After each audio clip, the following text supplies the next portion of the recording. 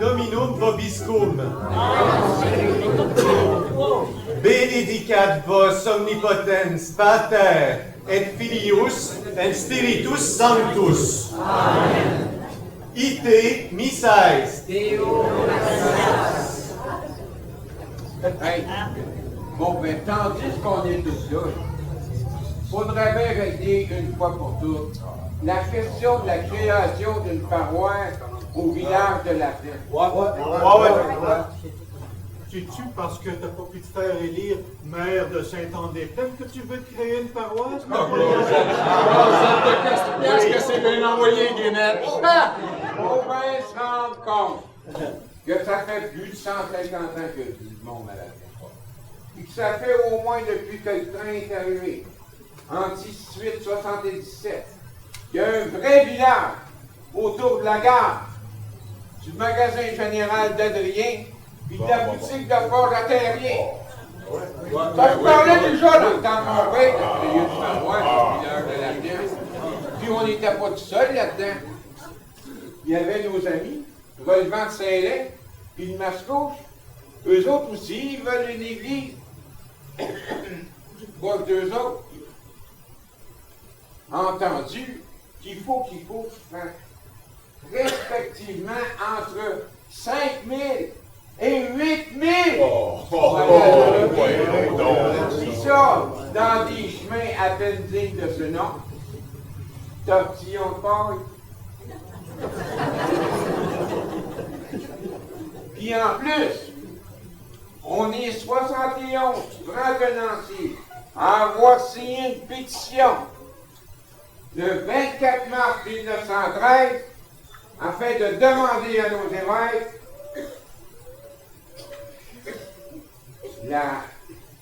l'adoption d'une paroisse et la construction d'une église au village de la Plaine. Ouais. C'était une pétition adressée à nos évêques, puis on n'a pas encore eu de réponse. Ben oui.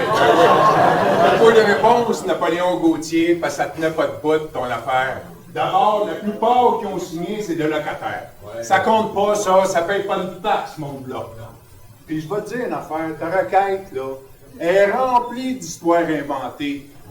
Exemple, nos monseigneurs sont pas dupes, là. Ils vont bien voir que ce que tu dis, ça n'a pas d'allure.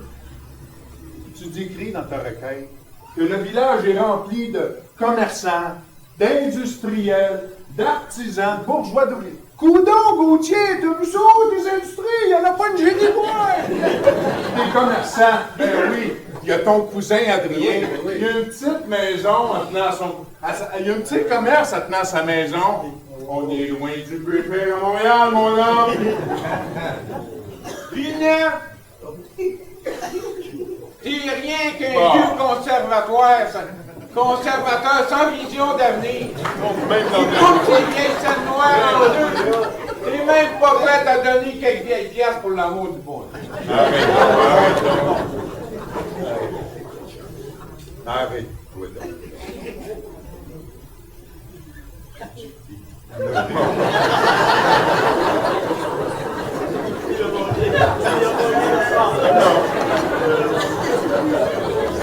Dans la même sauté à peu près 30 minutes.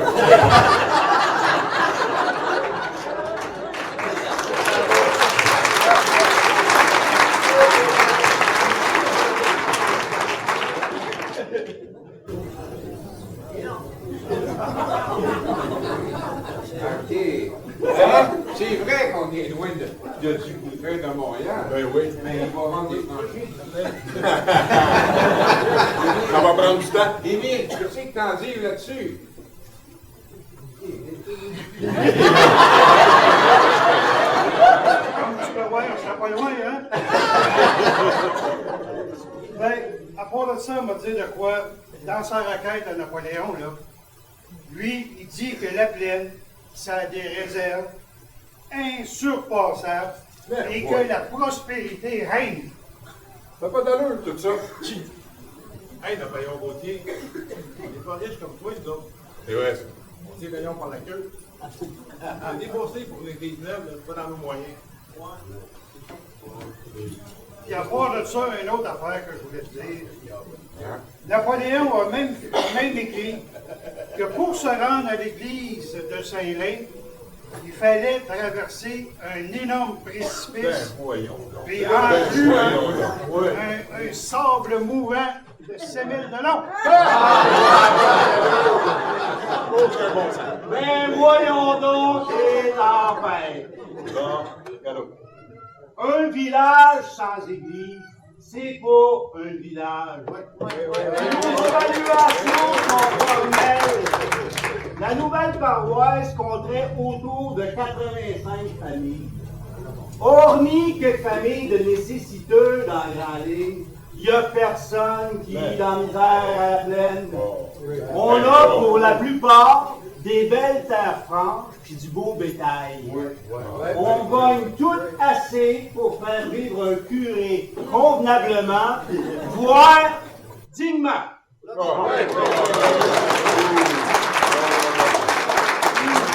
bon, ça, monsieur. Puis à cette heure, tortillon de paille, qu'est-ce que vous faites du bien là de nos âmes?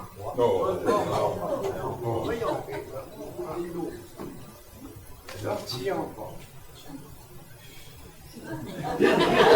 Combien de gens qui vont proclamer l'Église et qui sont privés des secours et des consolations de la religion? Vas-y, mon Parce que Napoléon. l'état des chemins ne leur permettent pas de se rendre à l'église. Parlez-en donc avec les habitants du rang de la plaine de Mascouche. Ils font entre 6 et 8 000 pour aller faire baptiser leur bébé. Puis même nous autres, pour se rendre à l'église de Saint-Anne-des-Plaines, on doit prendre souvent le chemin de fer, à cause que les chemins ne sont pas en bon état. Puis, arrêtez-le. Vous essayerez de traverser la savane du Méjo pour vous rendre en Saint-Lin. On cale jusqu'aux genoux, tortillon de porc.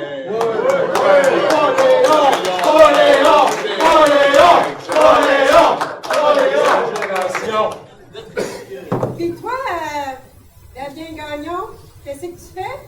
Tu dis rien comme d'habitude? Réagis, innocent!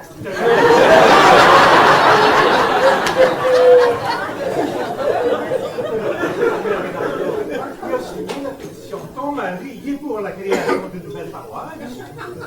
Oh, ben, toi, mon savardache! Laisse-moi te dire que tu vas faire carême pour un maudit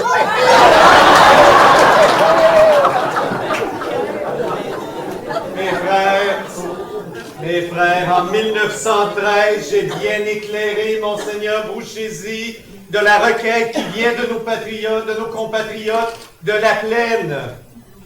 Vous savez tous que je suis contre l'idée de la création de cette paroisse, non seulement parce que je suis natif de Sainte-Anne-des-Plaines, mais parce qu'aussi mon opposition repose sur des faits très concrets et très intelligents.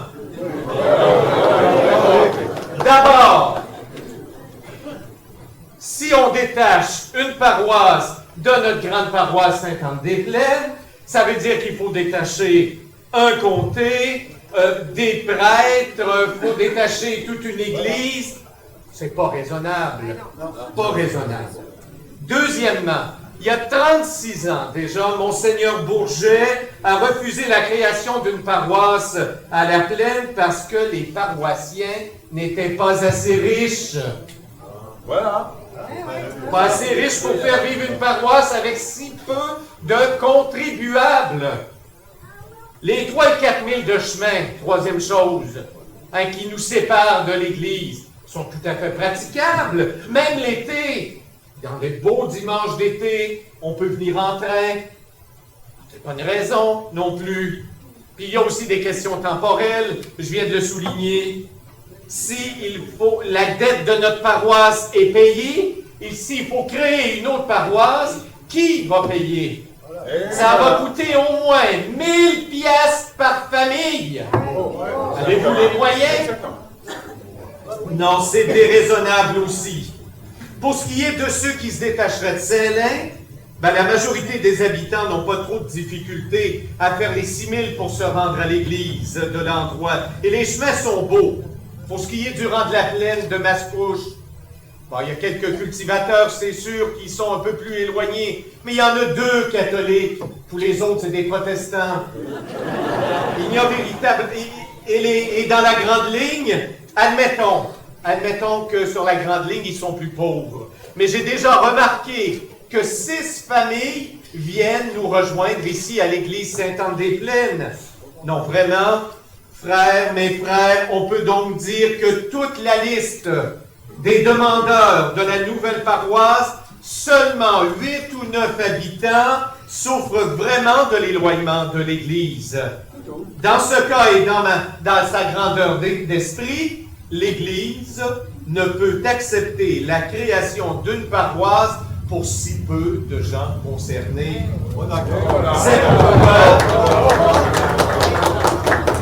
C'est pourquoi, mes frères, sous mes conseils très éclairés, l'archevêque de Montréal, Monseigneur Bruchesi, n'a pas cru bon, pendant tout ce temps, de donner suite à cette requête.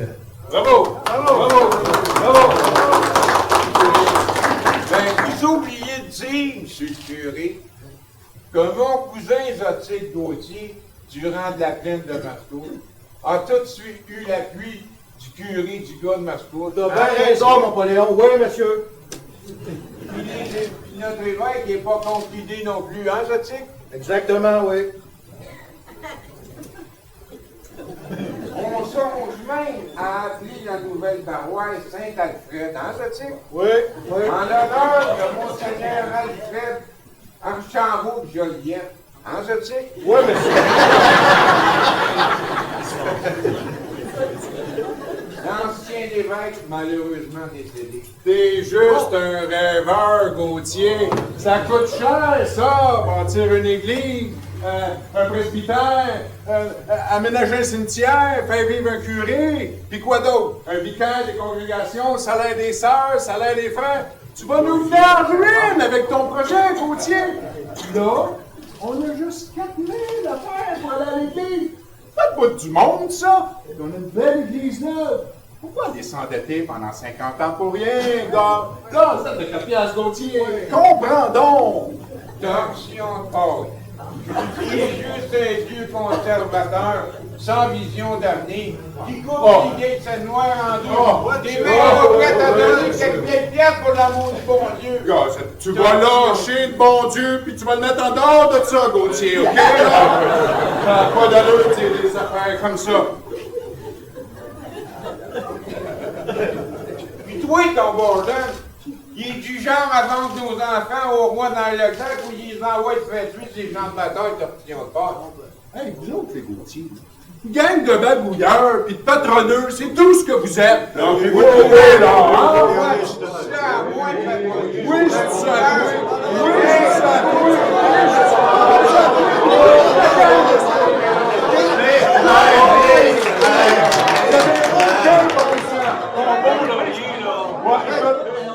Bon, Laurier, il s'est fait battre aux dernières élections.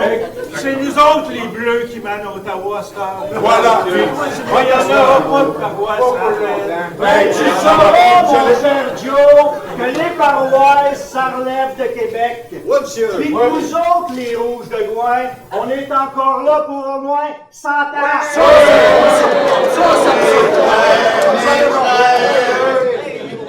Mes frères,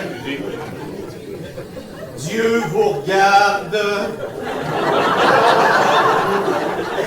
puis vous êtes pas beau. La politique va et c'est le diable qui s'en mêle. Bien que je m'oppose, mes frères, formellement à la création d'une paroisse à la plaine, et que je ne comprends toujours pas comment vous n'êtes pas plus disposé à considérer avec plus de fierté, d'amour, votre belle paroisse de Sainte-Anne-des-Plaines, eh bien, je suis, en bon serviteur de l'Église et de Dieu et de mon évêque, disposé à ce que ce débat se fasse publiquement, au vu et au su de tous et surtout de nos évêques. Alors donc, pour en avoir discuté avec mes supérieurs, les deux évêques de Montréal et de Joliette sont donc d'accord à ce qu'il y ait lieu, donc une assemblée publique contradictoire ici, donc non pas ici, mais à la Plaine.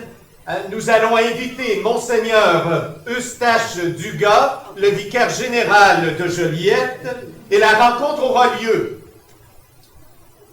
La rencontre aura lieu le jeudi 11 février 1915 à 10h de l'avant-midi à la maison abandonnée de Théophile Terrien au village de la Plaine, paroisse Saint-Lin.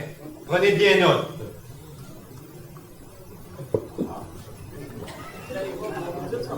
La scène à laquelle vous venez d'assister s'est déroulée en janvier 1915 à la sortie d'une grande messe à l'église de Sainte-Anne-des-Plaines.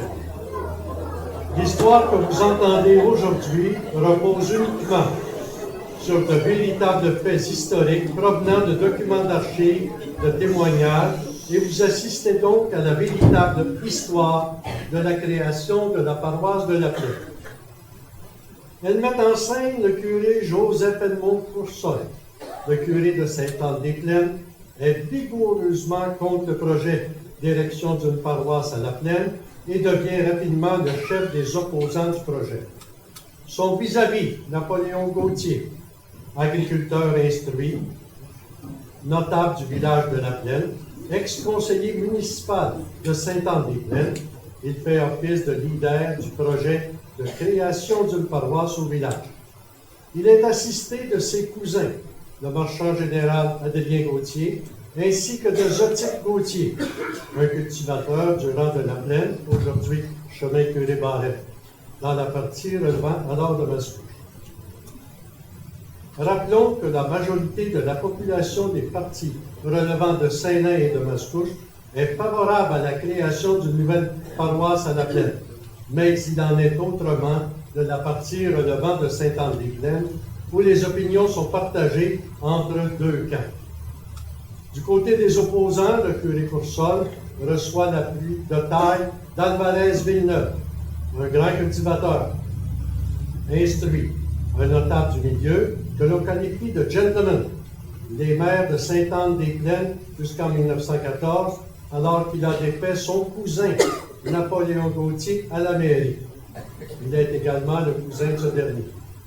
Aux côtés d'Alvarez Villeneuve se trouve Émile Gauthier, voisin de Napoléon, mais contre celui-ci, ainsi que la mère Grapia, de son vrai nom Célina Forget, l'épouse de Damien Gagnon, qui, contrairement à son flambeau de mari, milite contre la création de la paroisse. Elle fait office de leader féminine des opposants, mais la voix des femmes ne pèse pas lourd dans les affaires politiques de l'époque. En toile de fond, on comprend vite que le milieu est très politisé, le camp des libéraux étant plutôt favorable à la création de la paroisse de la Plaine, alors que les conservateurs prônent évidemment le statu quo. Enchaînons maintenant avec le deuxième acte qui se déroule à la maison inhabitée de Théophile Terrien au village de la Plaine. En ce jeudi 11 février 1915, la population entière est réunie afin de débattre de la création de la future paroisse. Chacun des deux camps doit convaincre Monseigneur Eustache Dugas, le vicaire général du diocèse de Joliette, du bien fondé de leur position.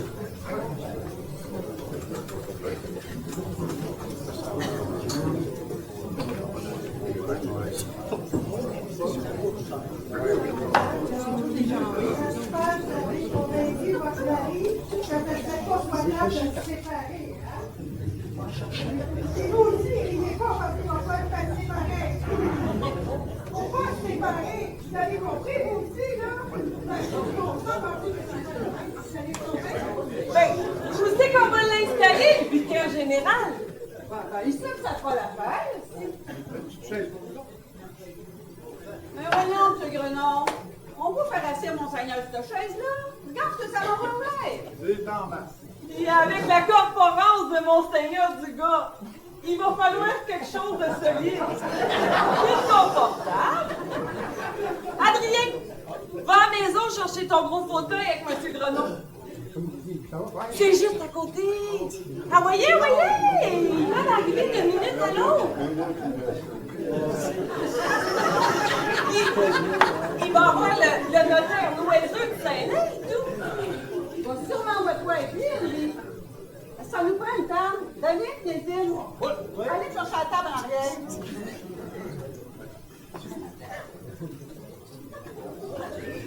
Mettez-vous ici, là. Ici, en plein mi-temps.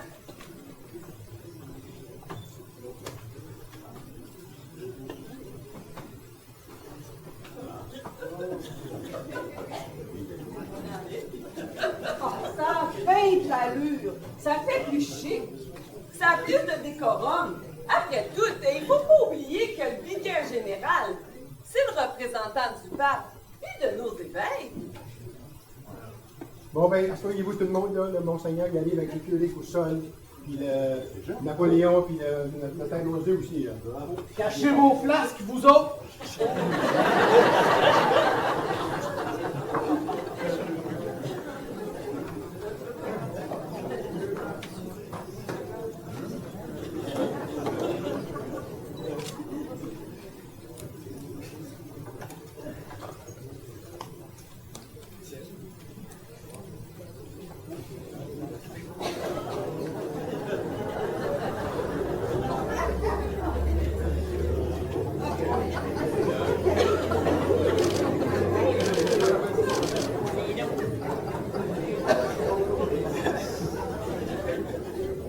Mes frères et sœurs, j'ai la très grande joie de vous présenter Monseigneur Eustache Dugas, oui.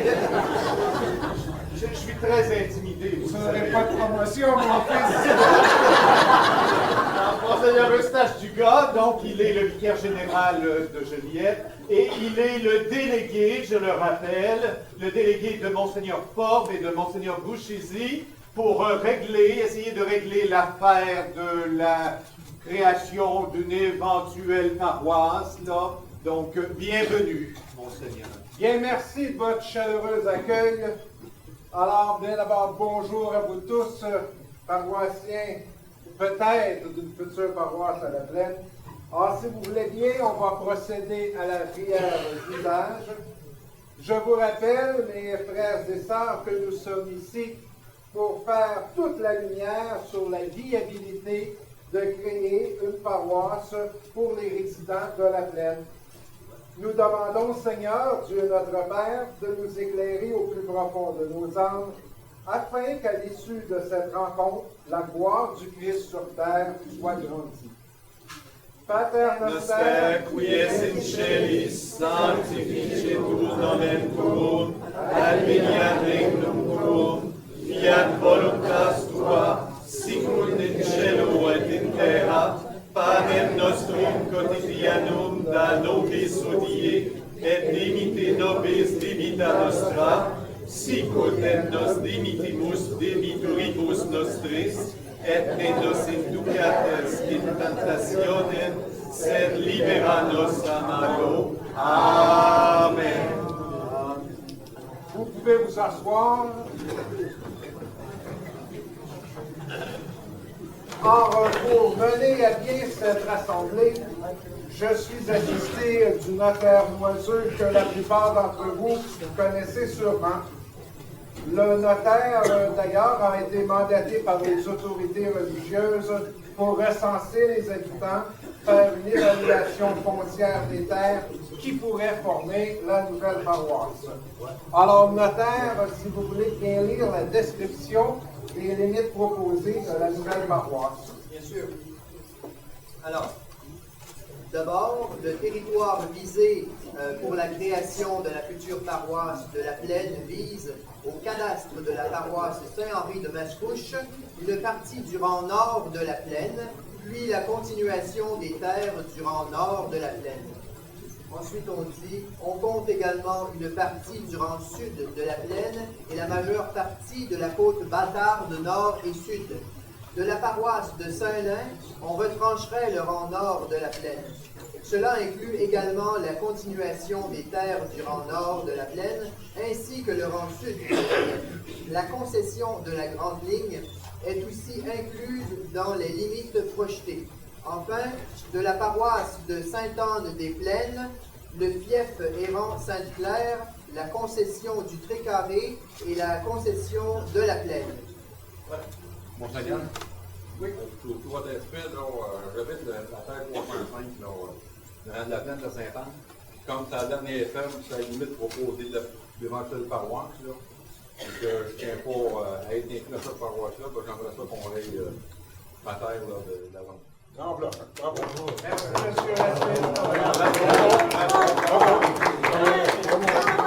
Votre demande est effectivement recevable. Merci.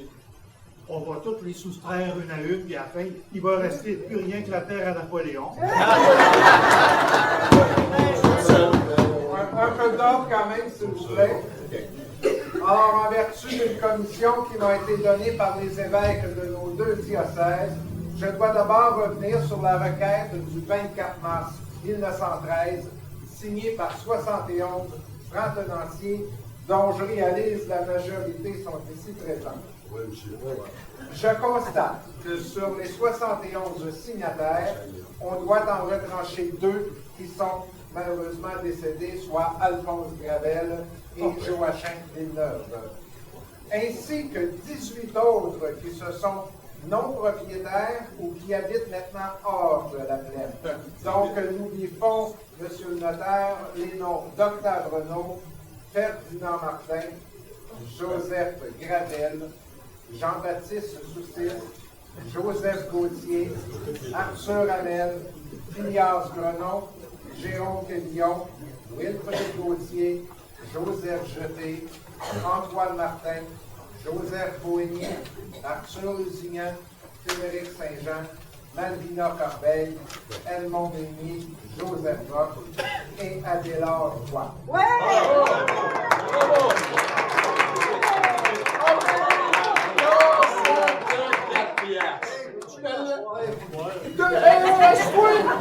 T'as l'avais bien dit, toi. Ta liste de noms, là, est truquée. Comme quand il organise ses élections.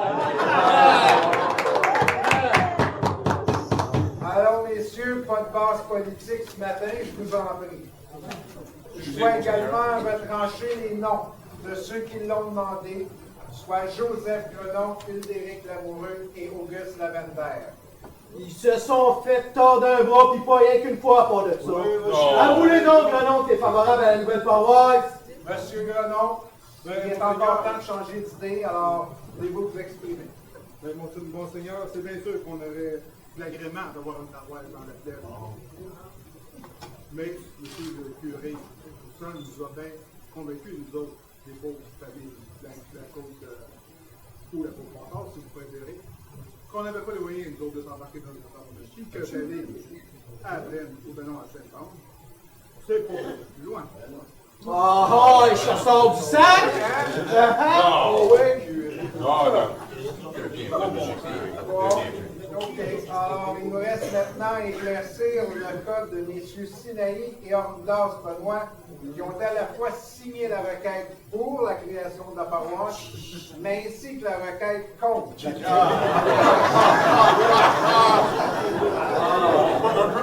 Alors, M. Ordas Benoît. Sinaï, puis moi, on est bien contre. Et voilà. C'est tout ce que M. Villeneuve nous a compté de M. Benoît. On a décidé de ne pas s'embarquer dans ce patente-là. Et là, la gang à Gauthier, ça nous embauche un coin, ça? Alors, dans les circonstances, notaire, nous allons biffer le nom des deux Benoît. Alors, malheureusement, le curé Olivier Laferrière de Saint-Lin ne pouvant pas être des nôtres, j'ai reçu une procuration de sa part dans laquelle il nous expose son opposition au démembrement, vu la lourde dette de 25 196,50 $ qui pèse sur sa fabrique. Je vous rappellerai, Monseigneur, que le curé Laferrière était au départ favorable à la création de la paroisse. Ce sont les marguilliers de Saint-Lin qui l'ont fait changer d'idée. Si vous regardez les signatures de la requête, Monseigneur, vous verrez bien qu'à peu près tous les habitants de la partie de Saint-Lin ont pratiquement signé toute la pétition et ils sont favorables à la création de la nouvelle paroisse. Peux-tu vous dire, Monseigneur, ce que ça représente que de se taper le rang du 1000 jours pour se rendre à l'église de Saint-Lin? C'est une grande soif d'1 mille de long. En été, les maringouins sont tellement gros qu'ils vous vident de votre sang en chemin. Aussi bien que le Christ en a perdu pendant son chemin de croix. Puis l'hiver, ça brasse pas mal dans un barlot sur la neige dure. Quand ma femme est engrossée de notre 4e, ça brassait tellement qu'on a eu peur qu'elle éboule en chemin. C'est le printemps. Le printemps, il y a tellement d'eau sur le coteau du sable que ça devient du vrai sable mouvant. À part dernier, j'ai tout magané mon habit neuf, à part de déprendre mon buggy et mon cheval qui s'enlisait tout le temps. C'est ça notre réalité, Monseigneur. Nous autres, là, la dette de la fabrique de Saint-Lin, c'est pas une raison pour pas avoir notre paroisse chez nous, dans le village.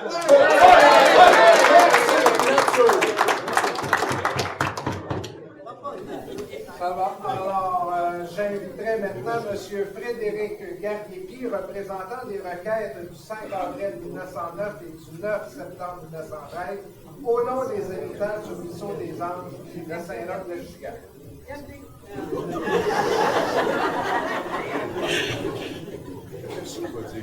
Monseigneur, j'étais pas mal gêné de venir parler en avant d'un homme dépareillé comme vous, hein? Puis vous aussi, monsieur le notaire, la même chose. Fait que, étant donné que mon ciboulot, j'avais bien peur d'être pas capable de retenir, il ne va pas retenir tout ça. Fait que, j'ai décidé de l'écrire et de vous le lire. Alors, avec votre permission. Merci. Alors, je commence. Commencez. Monseigneur, en 1909, une douzaine d'habitants du ruisseau des Anges de Saint-Roch, ainsi que du rang de la plaine relevant de Mascouche et Saint-Lin, vous ont adressé une requête afin de créer une nouvelle paroisse, mais ce fut sans réponse.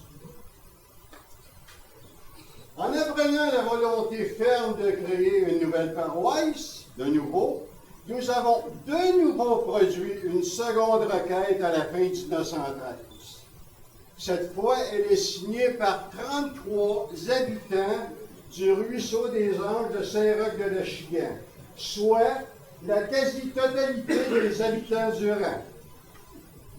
Nous ne voulons pas cette fois être oubliés dans le projet de la nouvelle paroisse. Nous, qui au cours des dernières années sommes passés des paroisses de Saint-Lin à Mascouche, puis de Mascouche à Saint-Roch.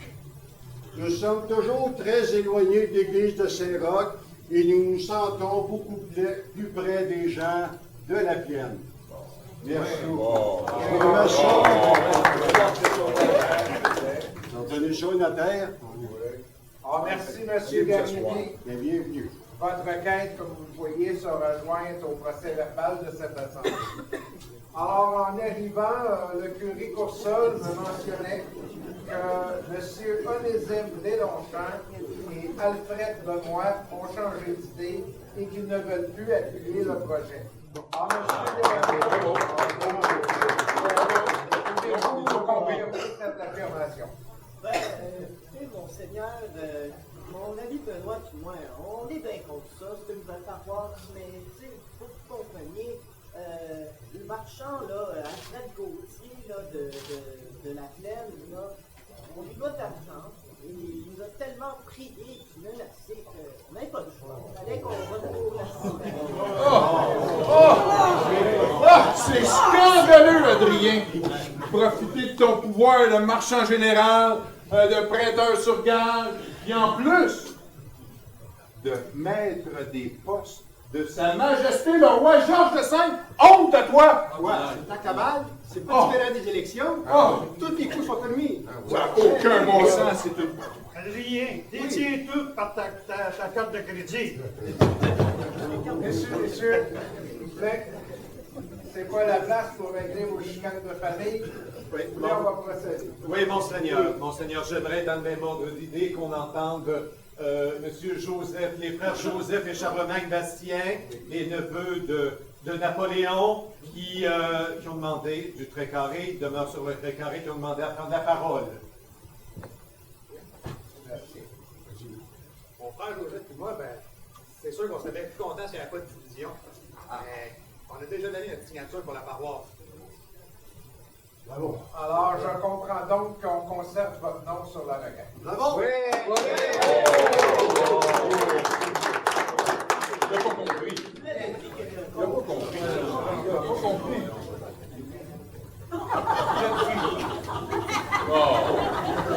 Pas fini encore. Monseigneur, avec tout le respect que je dois à cette assemblée, la majorité des gens ici présents et dans la population générale sont favorables à la création de la nouvelle paroisse. Je vous demanderai de ne pas vous laisser influencer par les magouilles vicieuses des opposants et de bien vouloir nous faire le décompte final. Monseigneur! Un instant, Monseigneur. Les femmes n'ont pas le droit de parole. Ils n'ont même pas le droit de vote dans une assemblée publique. Puis en plus, légalement, ils ne sont même pas considérés comme des personnes. La mère, je viens de choisir, qu'elle laisse son mari parler.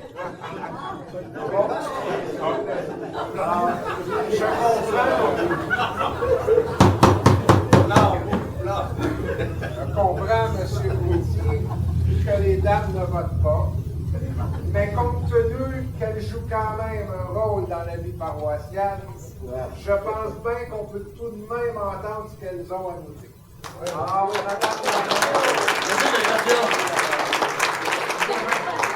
Dis à ton mari. Monseigneur! Puis de vous autres! Je vais vous dire que je comprends pas ça! Qu'est-ce que vous faites? Une belle paroisse! C'est donc des plaines! La plus belle du comté de Terrebonne! Vous avez été baptisés ici, vous autres! Vous avez fait votre première communion dans cette église-là! Vous avez fait votre confirmation! Puis la plupart de vous autres, là, vous avez été mariés ici! Puis vos enfants, ils ont été baptisés ici! Puis vos parents, ils ont été enterrés! Je peux pas croire que vous n'avez pas ce sentiment d'appartenance à Sainte-Aude. Moi, là, je l'ai prié toute ma vie, la bonne Sainte-Aude. Il me l'aurait rendu. Pourquoi, qu'est-ce qui va arriver? Moi, Saint-Alfred, là, je la connais pas. Hein? Moi non plus. Bon. Alors, qu'est-ce qui va arriver, là? C'est que même nos familles dans les cimetières, on pourra plus les voir. Seigneur! Pourquoi tu nous fais traverser cette épreuve-là?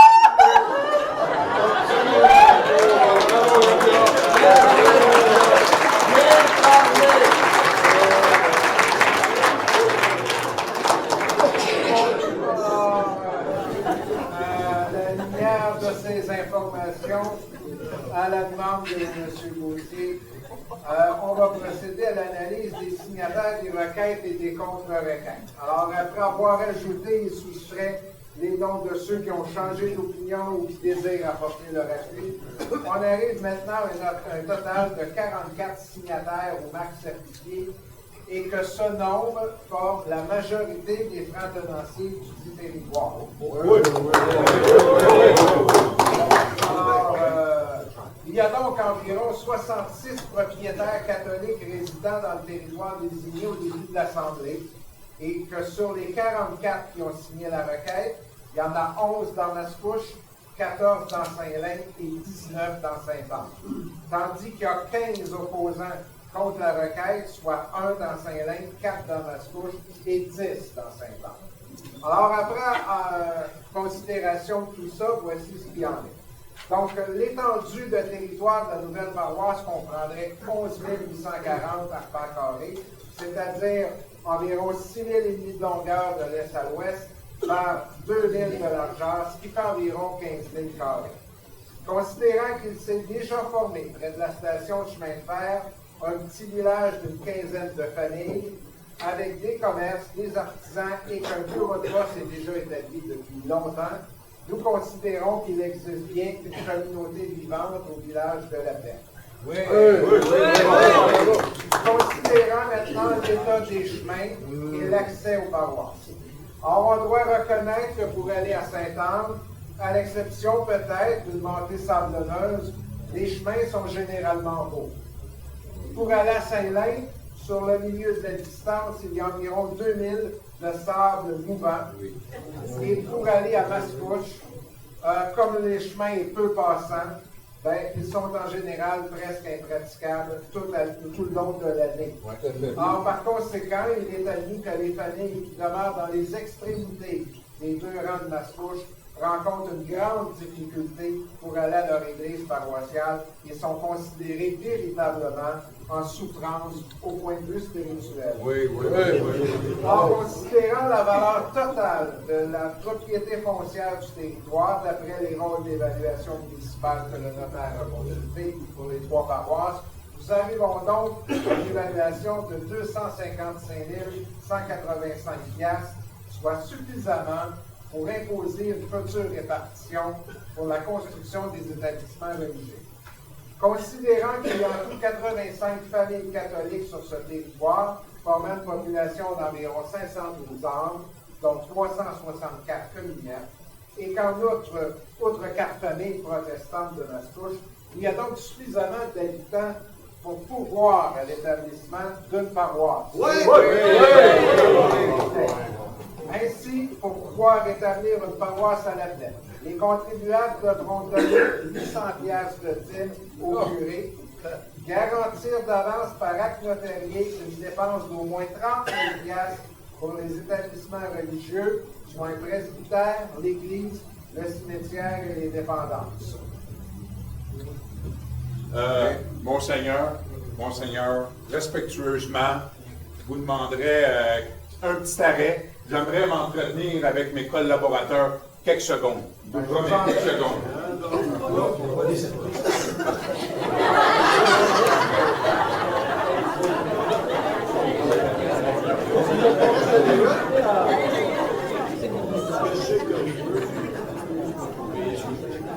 Cossique, tu magouilles encore, là, minute!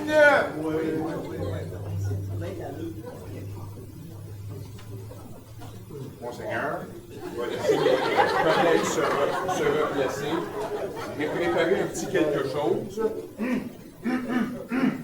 Monseigneur, membre de l'Assemblée, considérant la volonté des habitants d'une partie de Saint-Lin et de Mascouche à former rapidement une nouvelle paroisse, mais aussi considérant que le projet provoque de la division chez les habitants de la partie de Sainte-Anne-des-Plaines, je vais vous déposer une requête signée de mes concitoyens Émile Gauthier, Alphonse Simard, Henri Lacombe, Jean-Marie Racine, Joe Guénette, Tancrède Villeneuve et Émile Gauthier qui dit ceci: nous sous-signés, habitants de la Plaine, partie de Sainte-Anne-des-Plaines, suggérons aux autorités diocésaines la formation d'une mission à la Plaine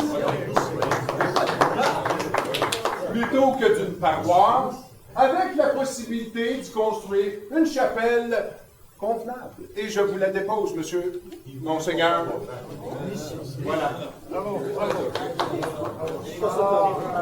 nous prenons bonne note de votre requête, messieurs.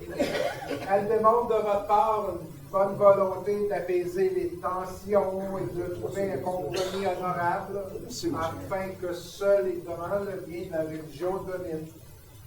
Merci. Donc, enfin, je crois que tout le monde a pu s'exprimer sur le projet de création d'une paroisse à la Plaine. Je vous remercie de votre présence au nom de nos évêques. Nous allons dresser un procès-verbal de la rencontre et soumettre le tout à nos évêques qui vous feront part de leur décision prochainement.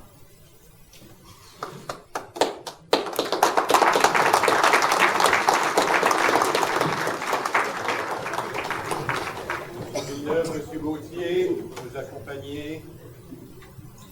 À la fin de l'Assemblée du 11 février 1915, Monseigneur Dugas présenta son rapport aux autorités religieuses. Bien que favorable à la création d'une nouvelle paroisse à la Plaine, il reconnaît que les opposants ne veulent pas nuire d'aucune façon au salut des âmes.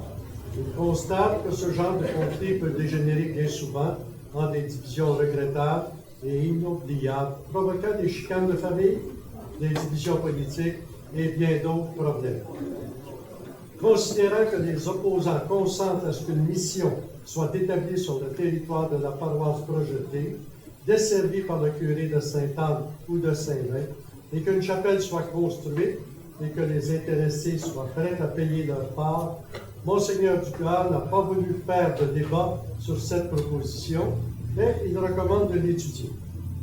Considérant la demande des habitants du Ruisseau des Anges, Monseigneur Dugas reconnaît le mérite de cette requête, mais comme il n'avait pas d'informations de nature foncière, ainsi que la liste complète des habitants du rang, il n'a pas élaboré sur ce point, mais il recommanda tout de même de considérer cette requête.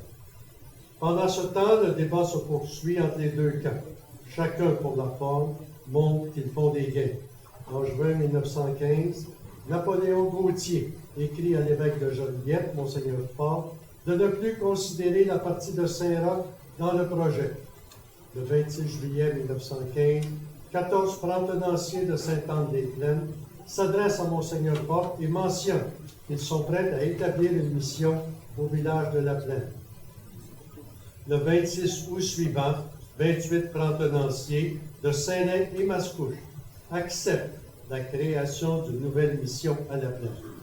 Ainsi, l'idée de créer d'abord une mission plutôt qu'une paroisse a su rallier au cours du printemps et de l'été 1915 la majorité des habitants. On observe encore un groupe de farouches opposants, dont le curé Coursol de Saint-André. Hey, tout le monde! Je reviens de la gare! Je viens de voir un télégramme de Joliette. Le vicaire général, Monseigneur Dugas, nous apporte la bonne nouvelle. Il va arriver avec le train de 6h15. Allez passer le mot à tout le monde! On se rassemble en maison de Théophile Terrier à 8h. Il va nous annoncer les détails de la bonne nouvelle.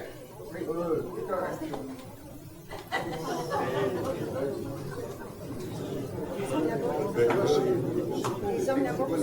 beau, ils sont là. C'est beau.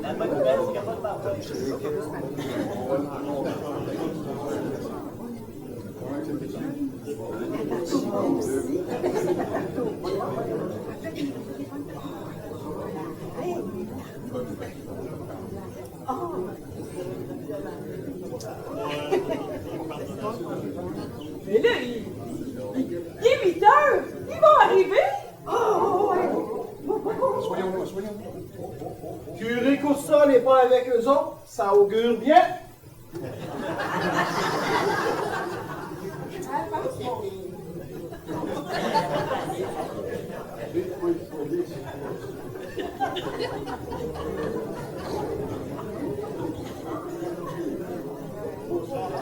Mes amis,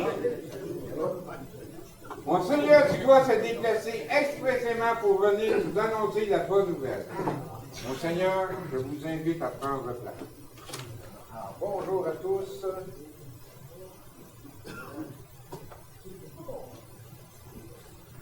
Alors, bien voici, bon, vous pouvez vous asseoir. Alors, mes bien chers frères et sœurs, j'ai l'honorable plaisir de vous annoncer que notre évêque, Monseigneur Guillaume Faure, ainsi que notre Saint-Père Benoît XV, ont autorisé la création d'une mission au village de la Plaine. Ainsi, permettez-moi de vous transmettre le contenu du décret d'élection. Alors, le voici. Guillaume Faure, par la grâce de Dieu du Saint-Siège apostolique évêque de Joliette. À tous ceux qui les présentent verront savoir que, vu La requête en date du 24 mars 1913, présentée à notre vénéré prédécesseur, Monseigneur Joseph Alfred Archambault, au nom de la part des francs tenanciers de la partie des paroisses de Saint-Henri de Mascouche, de Saint-Lin et de Sainte-Anne-des-Plaines, à l'effet d'obtenir l'érection d'une paroisse séparée et distincte au village de la Plaine. La requête en date du 26 août 1915 pour obtenir au moins la permission d'être desservi par un prêtre résident. La promesse des signataires de pouvoir efficacement et convenablement aux dépenses nécessaires à l'établissement et au maintien de la dite mission. À ces causes, le saint nom de Dieu invoqué, et après avoir pris l'avis de nos vénérables chanoines titulaires de notre Église cathédrale, nous avons érigé, et par le présent décret, nous érigeons en desserte les missions distinctes des paroisses de Saint-Henri de Mascouche et de Saint-Lin, sous le titre de mission de Saint-Joachim, au village de la Plaine, dans la paroisse de Saint-Lin, le territoire suivant. Une partie du rang nord de la Plaine, rang sud de la Plaine, la continuation des terres du rang nord de la Plaine, côte bâtarde de nord et sud, et la concession de la Grande Ligne. Aux fidèles de la partie de Sainte-Anne-des-Plaines qui ont demandé ou qui demanderont à être attachés à la dite mission de Saint-Joachim pourront le faire après avoir obtenu l'autorisation de leur ordinaire. La dite mission de Saint-Joachim est érigée aux conditions suivantes. On affectera à l'érection d'un cimetière et aux établissements religieux de la dite mission un terrain d'environ 3 arpents. Toutes les familles, j'insiste, toutes les familles paieront la dîme ordinaire de 2 $ par année. L'entretien d'un prêtre, des servants sera assuré par sa part de casuel et une somme annuelle d'au moins 600 $ pour la première année et de 700 ou plus pour les années suivantes. Donné à Joliette en notre maison épiscopale le 8 septembre 1915, fête de la Nativité de la Bienheureuse Vierge Marie, sous notre saint et le sceau de nos âmes et le contre-saint de notre chancelier, et c'est signé Guillaume, évêque de Joliette, et Émile Lachapelle, prêtre chancelier. Voilà. Alors,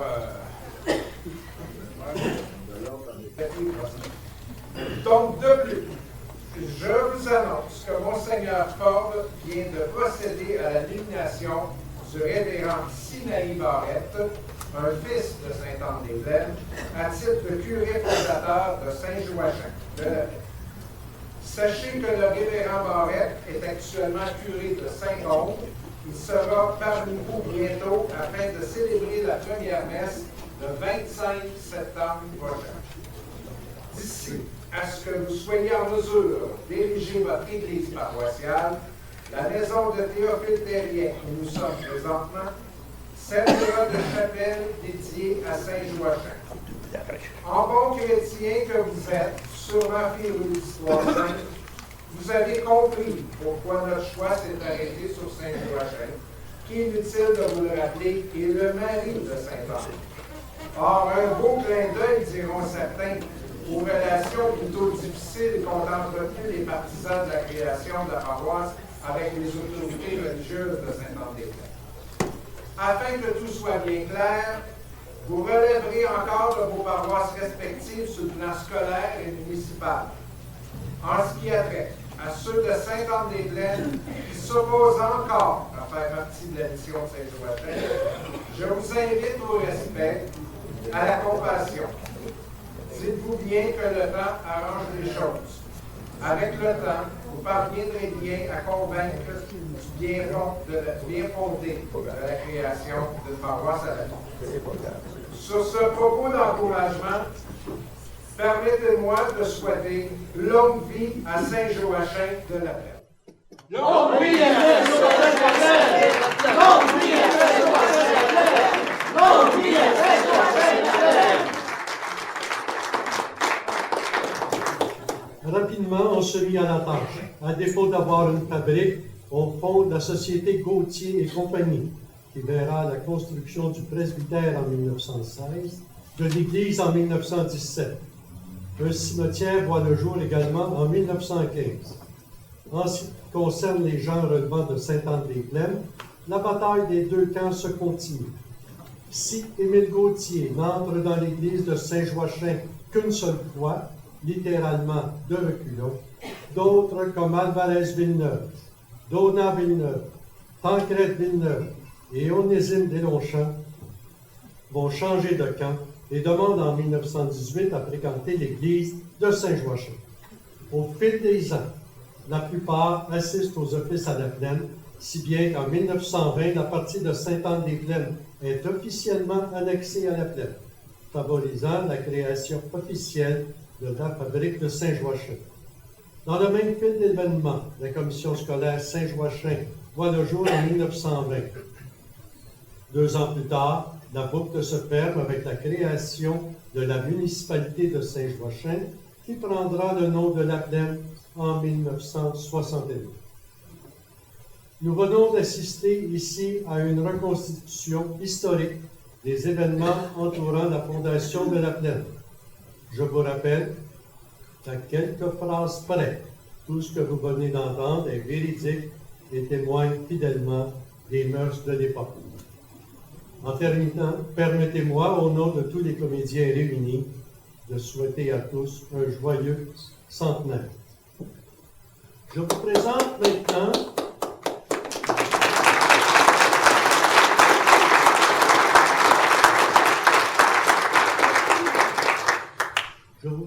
maintenant les comédiens et comédiennes qui ont contribué à la diffusion de ce pageant historique. Je vous inviterai à réserver vos applaudissements quand la présentation de la troupe aura été complétée. Alors, dans le rôle de Napoléon Gauthier, Robert Chapelot. Dans le rôle d'Alvarez Villeneuve, Gilles Fontaine. Dans le rôle du curé J. Edmond Foursol, le curé de Saint-Joachim, Joël Chouinard. Dans le rôle de Eustache Dugas, Claude Martel. Dans le rôle de la mère Grappia, Sylvie Gagnon. Dans le rôle de Joe Guénette, Philippe Pillet. Dans le rôle d'Eustache Mathieu, Normand Ouimet. Dans le rôle d'Adrien Gauthier, Robert Ménard. Dans les rôles de Joseph Meunier et de Zotique Gauthier, Dominique Pelletier. Dans le rôle de Rosanna Terrien, Laure-Lou Chapelot.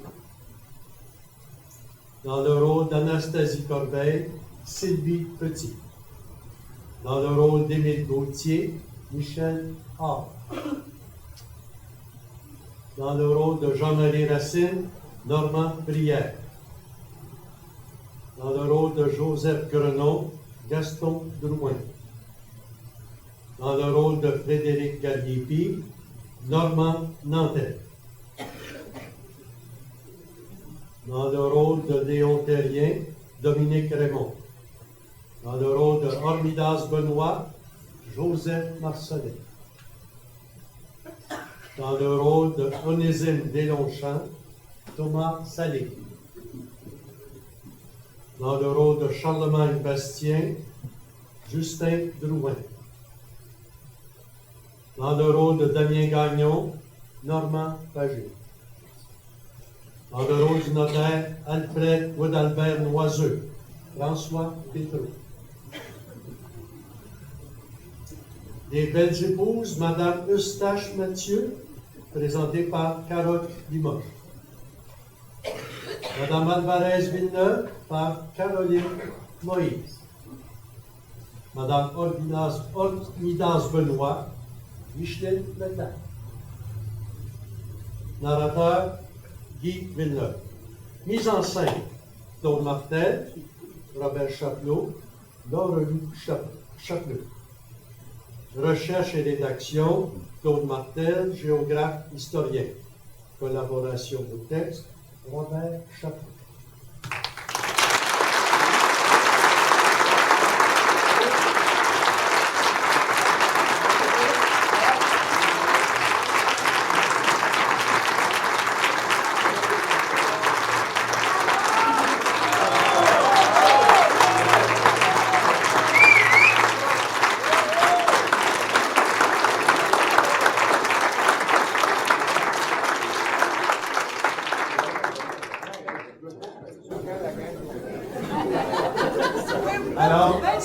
Simplement vous dire, avant de se rendre au repas, je vous présente, non pas Monseigneur Dugas, mais Claude Martel, le président d'honneur. Il va dire un petit mot pour nos invités d'honneur. Je pensais jamais venir à Lambon habillé comme ça, je suis désolé. Mais bon. Alors oui, je voudrais prendre quelques secondes. Merci de votre patience. On savait que c'était une surprise, on voulait vous garder captifs avec nous. Donc merci, vous avez été un excellent public. Alors je veux souligner la présence de Mathieu Lemay, député provincial de Masson. Il est avec nous. Brigitte Villeneuve, conseillère municipale de Lévent, bon parfait. J'ai M. Jean-Marc Robitaille que je viens d'apercevoir.